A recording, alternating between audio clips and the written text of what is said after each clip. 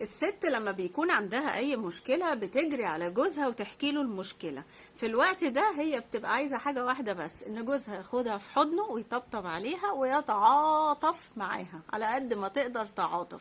يعني ما تقدمش حلول، ما تقولش حل المشكلة ايه، لا طبطب عليها وتعاطف معاها، وانا حاسس بيكي والله يكون في عونك، بصراحة انت بتتعبي. هما الجملتين دول لو قلتهم بس خلاص هي مش عايزة حاجة، هي كده خفت وارتاحت والمشكلة اللي عندها اتحلت. الراجل بقى لما بيحكي مشكلة عنده لحد، هو ما بيبقاش عايز تعاطف في المقام الأول، بيبقى عايز إيه؟ بيبقى عايز حل المشكلة دي على طول، عكس الست.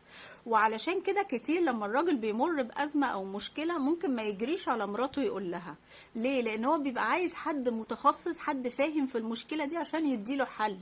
هو لو عنده مشكلة في شغله هيكلم زميله الأول يقول له حصل كذا كذا، لأن زميله فاهم فهيديله حل المشكلة.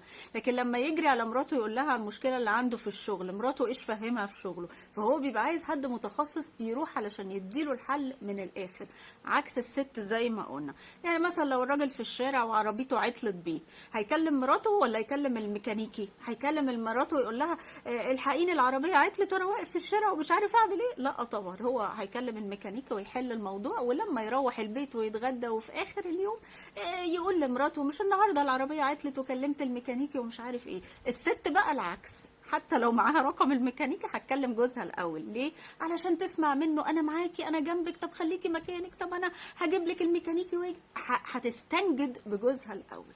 ده فرق بين اختلاف الراجل والست. لو فهمناه مشاكل زوجية كتير هتتحل وهتقل. فالخلاصة ان لما مراتك تيجي تحكي لك على مشكلة ما تنزلش عليها بالحل الاول، لا، اسمعها وافهمها. لو قالت لك طب احل الموضوع ازاي، اديها الحل. ما قالتش صدقني تعاطفك لوحده هيريحها. ونفس الكلام لو جوزك ما جريش عليكي يحكي لك مشكلة عنده، ما استنجدش بيكي، ما تاخديش الموضوع بشكل شخصي وتزعلي، ده مش تقليل منك، هو بس زي ما قلنا الراجل بيبقى عايز حد متخصص يديله الحل على طول، ولما الموضوع يتحل هيجيلك انت ويحكي لك ويفضفض براحته. فروق بسيطة قوي لو اتعرفت وفهمناها كويس، والله زي ما قلت مشاكل كتير هتتحل.